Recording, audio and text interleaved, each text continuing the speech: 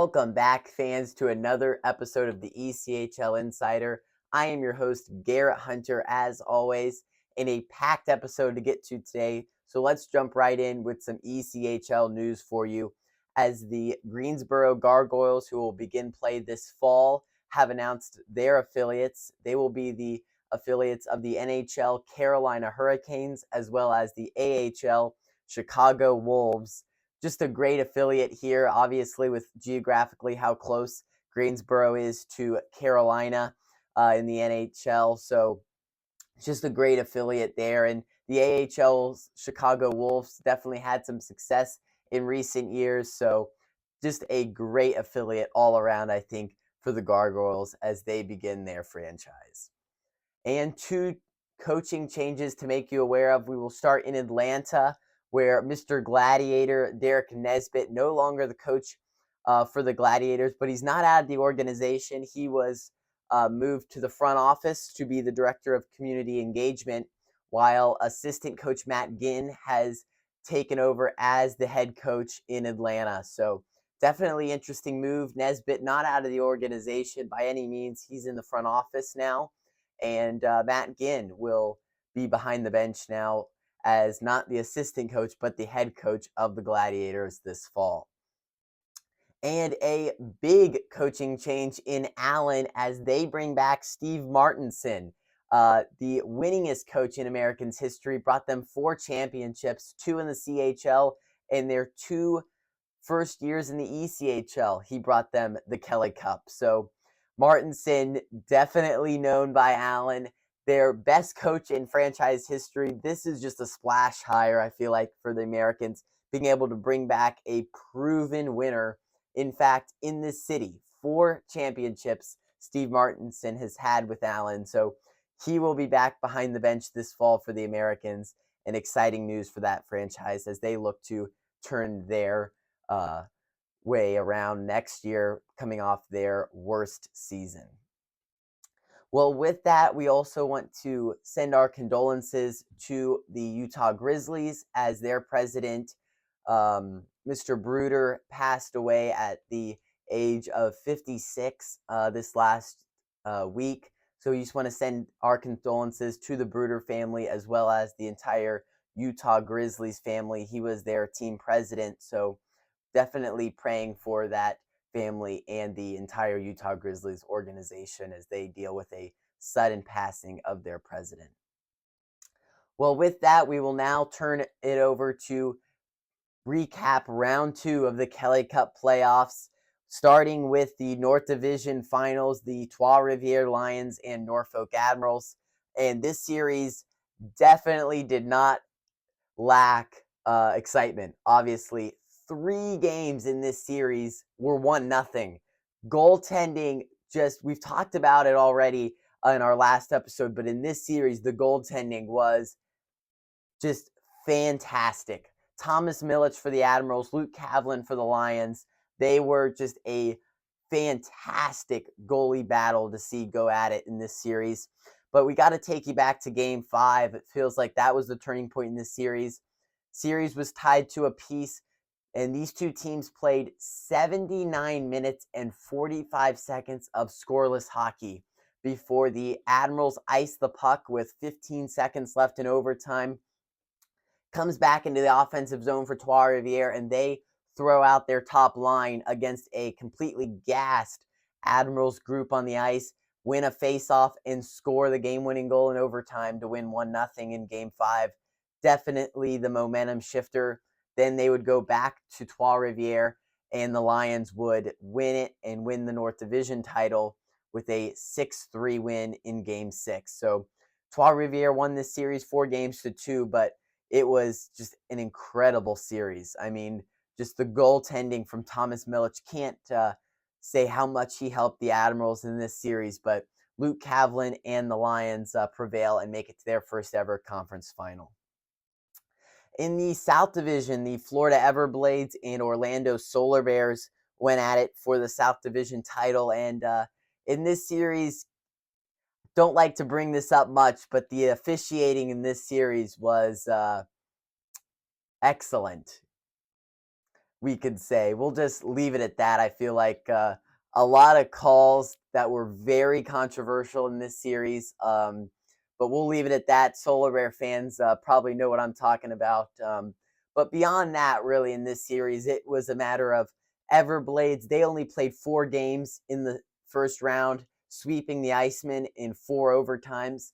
And the Solar Bears had to play 7 games in the first round. So when coming into this second round series, it was the Everblades who had a week of rest, a week to watch the Solar Bears, a week to recover from any injuries, all of that. And the Solar Bears, who had to grind it out, win on Tuesday a Game 7 in South Carolina, and then play Game 1 on Friday at Florida. So definitely the rest helped the Everblades in this series, and their experience no doubt helped them behind goalie Cam Johnson, and they won that series 4-1. And going back to it, you look in Game 5 where a tie game, and sure enough, they get a power play late and capitalize to win the series in Game 5. Moving on to the Western Conference, the Toledo Walleye and Fort Wayne Comets. And wow, this could have been arguably the most exciting series we've seen all playoffs long. We'll start with the first 2 games. Toledo wins Game 1. Fort Wayne comes back in the Huntington Center Game 2 and blows out the Walleye 6-1. Don't see that very often, especially not in the playoffs in Toledo. Then the series shifts to Fort Wayne. Wow. Fort Wayne wins Game 3 on a penalty shot from their captain, Jack Dugan, after the puck was covered in the crease, awarding the Comets a penalty shot. They send out their captain, and Dugan puts the team on his back, wins Game 3 2-1. Now let's talk about Game 4. Fort Wayne down 2-0 late in the game. It looks like Toledo is all but going to tie the series until, again, the Comets tie the game 2 apiece, and we go to overtime. Nothing happens in the first overtime. We go to double overtime. We're 26 seconds into double overtime. Tyler Spezia ties the series for the Walleye with a beautiful play in front of the crease, beating Brett Brochu 5-hole, and ties the series at 2 games apiece, going to a Game 5. Let's talk about Game 5. The shots on goal in Game 5 were 35 for Fort Wayne and 12 for Toledo. Fort Wayne absolutely outplays the Walleye in this Game 5, but the 12th shot beats Brett Brochu. The Walleye come out with a 2-1 victory in Game 5, and that ultimately was the thing that shifted this series most definitely. They headed back to Toledo for Saturday night's Game 6, and the Walleye were able to finish off the series with the 5-3 win in Game 6. But, I mean, ultimately, just a ridiculous series, and the Comets' hearts just get broken by their well-hated rival, the Toledo Walleye, again. Fort Wayne just, I mean, they gave it everything, and just the bounces. You talk about sometimes players will say, the bounces didn't go for us, or we got a bounce tonight. The bounces in this series did not go Fort Wayne's way. Toledo, though, got to give them a ton of credit. They fought through a lot of adversity in this series. I mean, mere inches away from going down 3-1. They pull it all the way back to win in double overtime, and ultimately win this series 4-2. Finally, in the Mountain Division Finals, the Kansas City Mavericks and Tahoe Night Monsters went at it, and it was a sweep, believe it or not, 4-0 Mavericks. I think we look at this series, we look at experience. Ultimately, Tahoe, what an inaugural season for them, making it all the way to their division finals.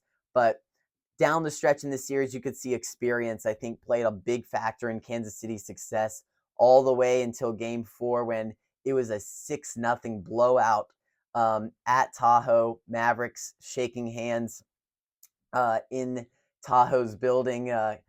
But I think Tahoe, you got to hold your head high, right? Your inaugural season, you make it to the second round of the playoffs, sweep the Wichita Thunder in round 1. Ultimately, just a great year for them. Well, that now brings us to the conference finals. We start this season with 29 teams. We're down to 4 teams, as you see in front of me. So let's preview the Eastern Conference Finals. First, it is the three-peat defending Kelly Cup champion, Florida Everblades, and the Trois-Rivières Lions north of the border. They make their first ever conference finals debut right now. And for the Everblades, they've been there, done that, right? 3 consecutive Kelly Cups. They've been in the conference finals 6 out of the last 7 seasons. Just a historic run this team is on. So coming down in this series, you look at it, first time conference finals for the Lions. This is a really good, talented group. We talked about goalie Luke Kavlin and how good he is. If the Lions want to pull off the upset and take down the Everblades, Luke Kavlin will have to be spectacular like he was in round 2. He's going to have to keep that up, definitely. But there's another goalie on the other side, goalie of the year, in fact, in Cam Johnson. He's been spectacular all playoffs long, so should be really interesting to see these two teams go at it. And got to talk about the top scorers, obviously. Colton Hargrove, 5 goals, 4 assists for the Everblades. Anthony Beauregard leads the Lions in scoring in this playoff so far. So Beauregard, Hargrove, 2 talented players. Got to watch out for them. But this Everblades roster, you got to think about it. They are scoring by committee in this playoff so far. Guys like Oliver Chow, Logan Lambden, just a lot of talented scorers up and down this roster. And that coach behind the bench, he knows what buttons to push to get this team ready to go for the conference final. So as I've been picking every series, in fact, just a quick update, I am 10-2 so far in my pickings for the playoff series. So I'm doing pretty good, but I'll pick the Florida Everblades in this series to win this series. Maybe they'll make me 11-2 after that, but I think the Everblades will get it done against a very good, though, Trois-Rivières team. Now to the Western Conference Finals, where it is a rematch. Yes, folks, a rematch of last year's Western Conference Final. The Toledo Walleye and the Kansas City Mavericks will go at it again. Last year, it was Kansas City prevailing 4-2. But last year, we also got to talk about the series setup. It was the first 3 games in Toledo and then the last 4 games in Kansas City. Big disadvantage in the setup of that series for the Walleye. This year, it's back to the traditional first 2 games in Kansas City, games 3, 4, and 5 in Toledo, and then 6 and 7, if necessary, in Kansas City. So definitely a more friendly setup for the lower seed Walleye. They play 3 in the middle versus 3 at the beginning of this series. We'll see if that makes a difference. But coming down in this series, we got to talk about the goalies. Jan Bednar and Carter Geilander are 4-1 in the playoffs.